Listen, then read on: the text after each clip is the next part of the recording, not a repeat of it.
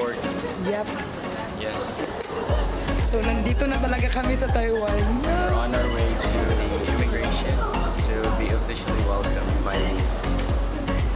Siya yung, siya ang original, I'm your local Taiwanese. and he will be the vlogger for our trip. What's the line? No, hey. So as we know, guys, 14 degrees daw. Yeah, it's 14 degrees here in Taipei. No, in Taiwan. So it's, yeah, but it's colder than Philippines, I think. Chilly. Yeah. So it's chillier than. Monday. So mas lugnaw pa siya sa Pinas dun. Yeah. Like 10, 15 degrees lower. 10-15 degrees lower. So, makapagahit na may ice tani. Ano daw? Anong lugar? Again, anong lugar? Na nasa daan eh. Anong lugar? Yung maraming Anong lugar ang gatong nakaibajo ka na it's a person? tao. Yun. Tao yun. Tao yun. Tao yun. Anong lugar yung ikaw lang mag-isa? Taiwan. So, yeah. And welcome back to my channel! Yay! And now guys, naakay buhaton. Cause I think it's our 4th week or almost 1 month nga nag-quarantine, no? And I know a lot of people has been doing some crazy stuff, and not just maybe crazy stuff, it's also a time for realization as well. Kung kumusta ta, and then what are the things that needs to be changed after this quarantine. And this time I'm gonna do something, no? I'm gonna do a prank or call prank using this phone. So walay nakahibaw ani nga number because this phone is owned by my parents. So mo ni among number sa balay. So kung buhaton is I'm gonna call my friends nga akong kuyog sa Taiwan 3 months ago. 3 months ba? January, February, March. 3 months ago. And I'm gonna call them and tell them that they're under investigation. Kay ilang travel history kay neto mas like Taiwan. So, tawagan ako sila. And I'm gonna put a twist sa kaning video. I'm gonna tell them about their travel. I'm gonna ask them if kumusta sila, and I'm gonna tell them that they are PUI, person under investigation. But another twist is kanang ignon ako. I'm not ignorant, but I'm gonna give them some pieces of advice on how to be strong during this pandemic, or not to fear but to keep the faith firm, or to keep going amidst this situation. So of course, akong kuyog sa Taiwan there were 6 people including me. So first I'm gonna call May, which is my church mate, and I'm gonna call the 4 people who are my workmate before. So I'm gonna call Joycey, Limer, Michael, and lastly my friend nga si Gardo. But for Gardo guys, kay maglisod jud ko because he knows me when I speak. He knows me nga maglisod kog Tagalog, and he knows my way of speaking as well. Kay, magkuyog hosting, so he really knows me when I speak in English, and he knows as well nga I'm struggling in speaking Tagalog. So what I did is, I had a script with me, para dili ko magkanga-kanga, kaya medyo ko ba mo Tagalog guys. So I wrote a script, and I'm gonna use them to call them. So first is May. Cool ba? Cool ba ko nun eh. By the way, wanna share pictures akong parents, mga graduation pictures akong fam, and then me as well. Cool ba?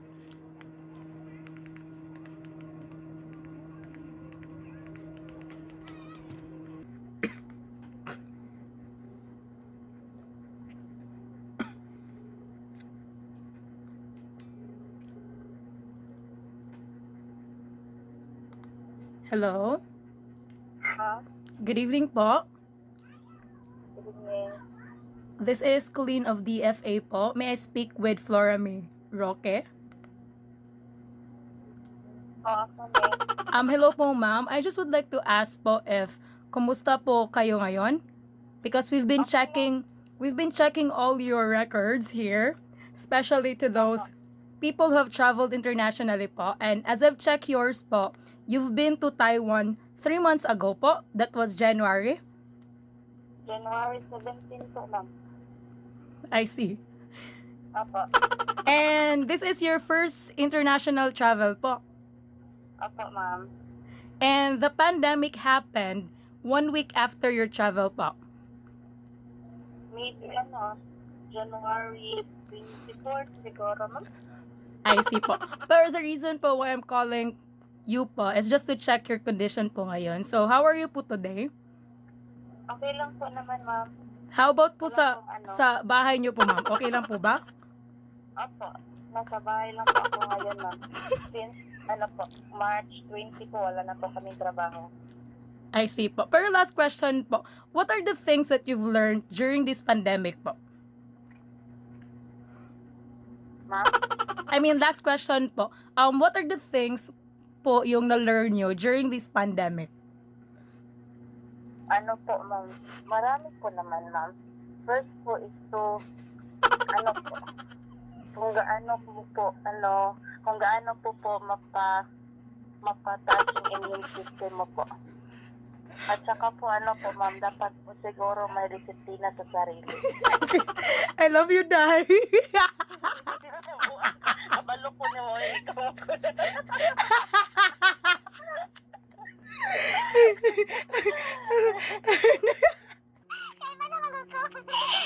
Welcome to my channel. Kaya sige na akong katawa dahil. I-prank ka mo tanan, kamo nilang si. Kamo tanan ako i-prank lang si sila layman. Nagtanaw ako kayo na Alex Gonzaga nga prank. Ito ba yan? Dihat, nabagag tarong. Ito ba ganito yan dito? Uy, pero naglagot pa yato. Naglagot pa yato. Napamata ko laing tuwes. Mo advice pa mata ko nimo. Kapag ka rin, isa kong Tagalog.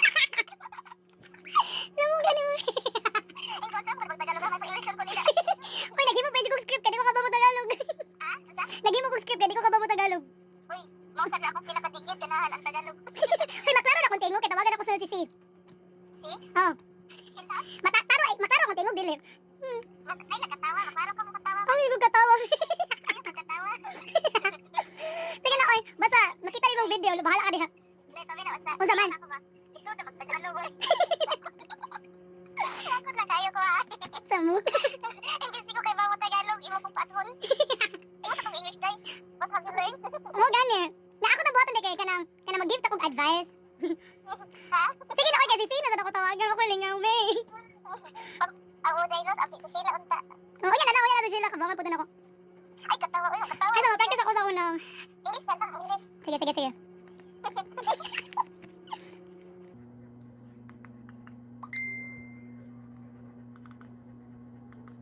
So now I'm gonna call Joycey Patayan. Sorry, guys.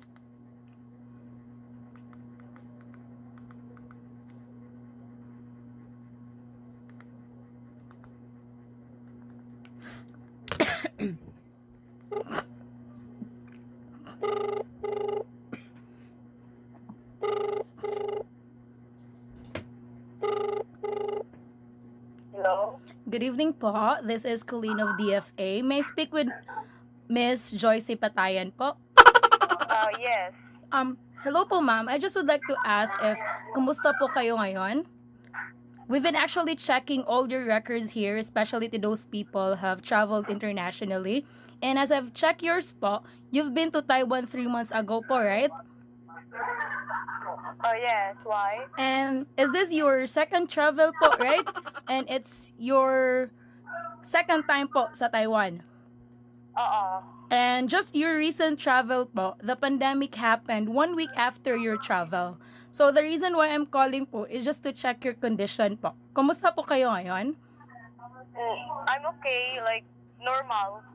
I see. Thank you po. How about sa bahay niyo po? Okay lang po ba, ma'am? Oo. May sintomas po ba ng coronavirus? Like may nag-uubo or may lagnat or ano pa? Wala. I see po. So last question po, Miss Joycey.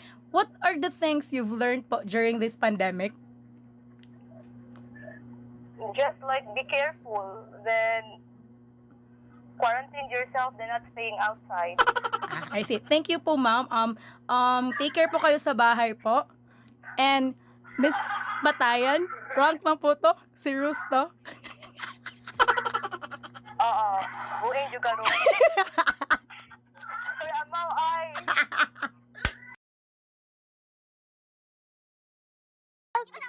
See you sa video. Si May, humana si May. Uy, naapa silang limer o Mike Lugardo. Uy, ako itong gawanon. Nag-prank naman ko. Sorry guys, si May kinailan po Tagalog pa siya. Di ka ba mo Tagalog? Ano pa siya, di ko ka ba mo Tagalog do? Si limer na din ako tawagan. Tek, di makita lang yung video, i-edit na ko ni. Love you, Zay.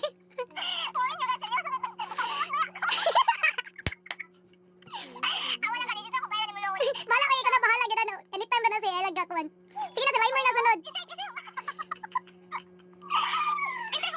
Si May, nasunod ikaw. Sunod si limer ako tawagan na, si Gardo, kanatog pa to. Karoon na ka limer. Sige. Hanggang mo.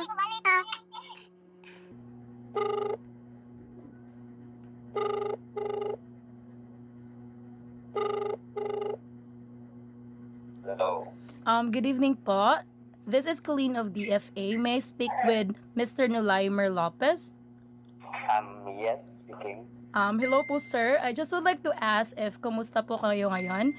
We've been checking all your records here, especially to those people who have traveled internationally po. And as I've checked yours po, you've been to Taiwan recently lang po, right? Opo. And this is your first travel for this year po. Yes, miss. And this pandemic po happened 1 year after your travel. So the reason po why I'm calling you is just to check your condition po this time. Kumusta po kayo this time po? I'm fine po.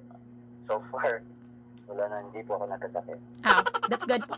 How about sa bahay niyo po, sir? Okay lang po ba kayo? So far, miss, okay lang din. So far, I walang nagka-fever. Pero you've been staying with people po. Miss? You you've been staying with people po. Inside sa unit namin is ano kami. Hoy! Limer! Nagatawag ko.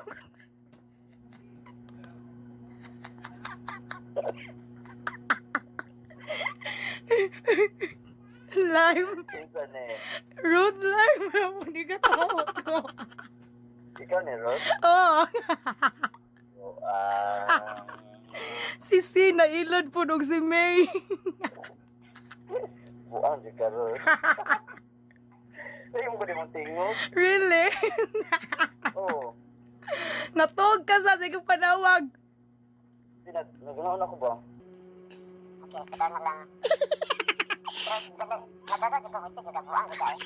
Si Michael na sunod. Mo gani sunod ni JP, natog pa ba JP good? Love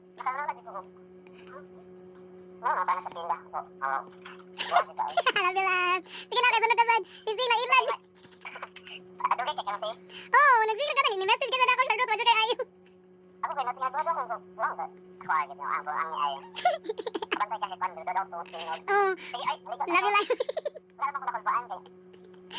Sabuga.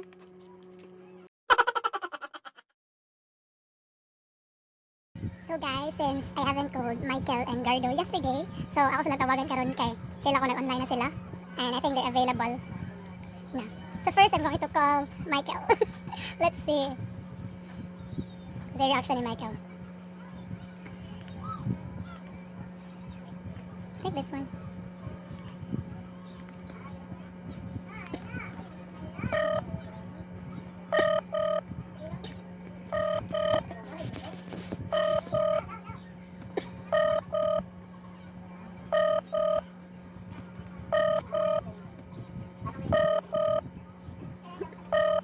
calling Michael.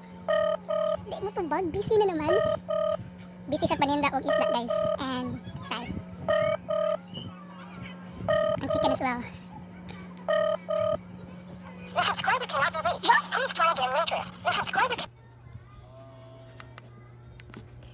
Again, I'm calling Michael.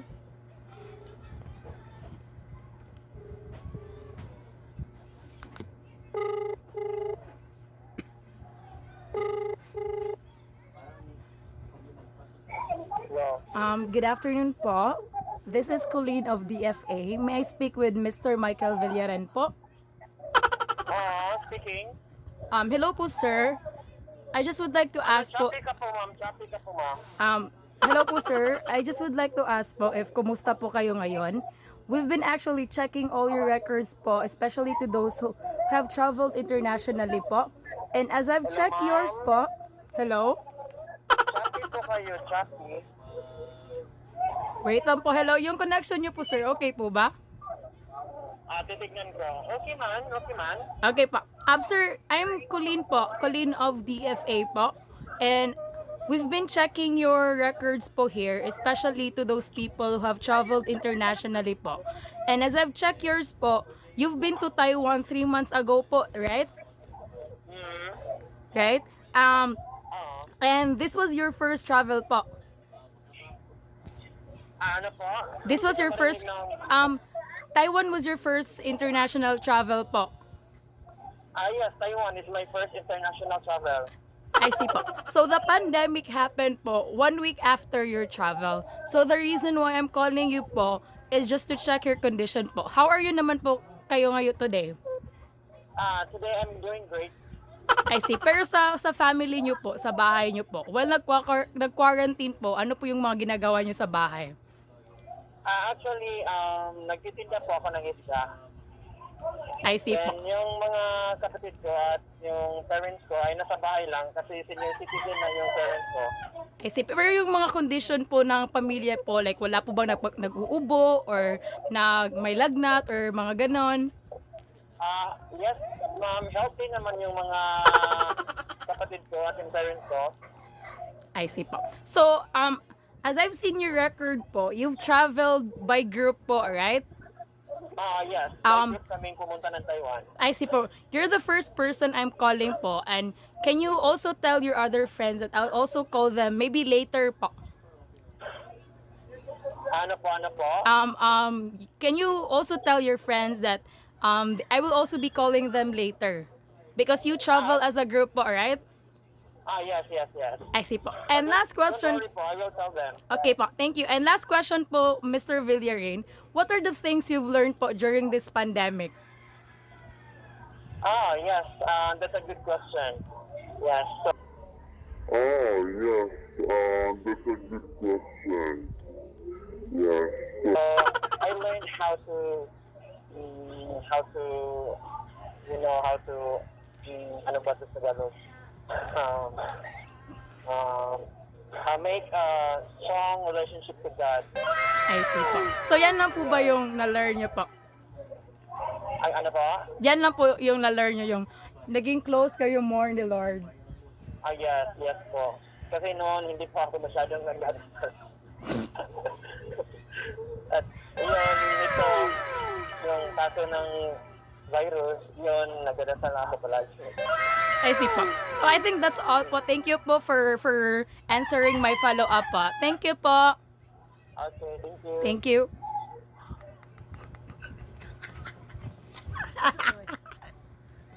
So nag-check ko sa mong GC, ni message si Michael. Ingon siya nga, naay nagtawag na ako about sa travel na to sa Taiwan. Matawag sa to ninyo later. Okay. So now I'm going to call Gardo. Let's see what would be his reaction. Dong, how am I gonna do it?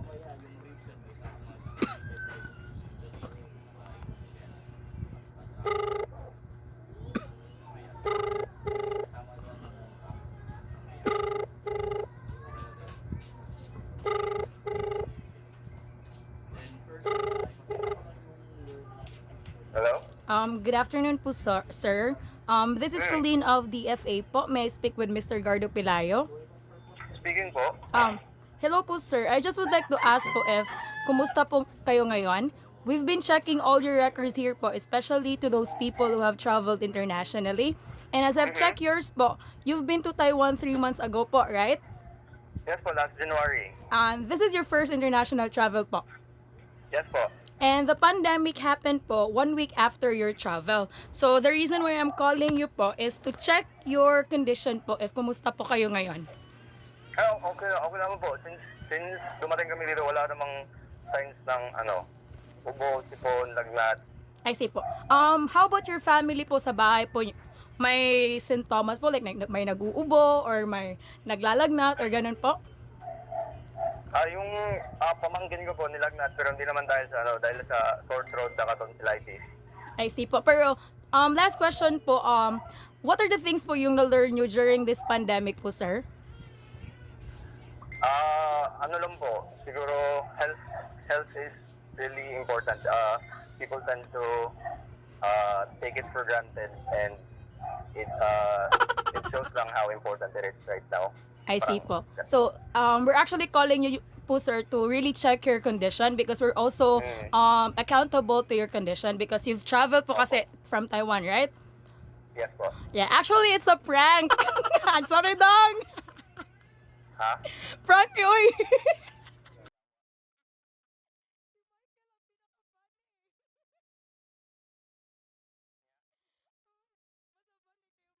Taiwan, i-chat siya sa group chat. Wala man ko niingon nga prank. Ika to sigtawag sa katong tulo ka number. Oh. Yeah, po ko to yan mo mga. Sige, prank ka to, bye.